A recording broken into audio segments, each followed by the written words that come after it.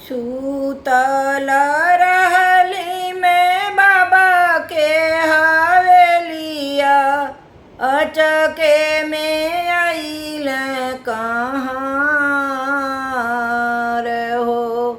ले दल गईल हो वही निकुंज बनवा, जेहि बन माई न बाप हो। फिरी जाहू भैया हो सहोदर भैया, आमा के दिया समुझाई हो। आमा से कहिया पत्थर बनी बैठी हैं, हमहू बैठब जियराहारी हो।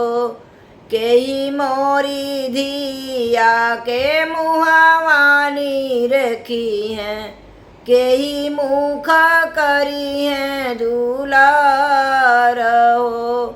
सासु मोरी धिया के मुहावानी रखी हैं, पिया मुख करी हैं दुलार हो।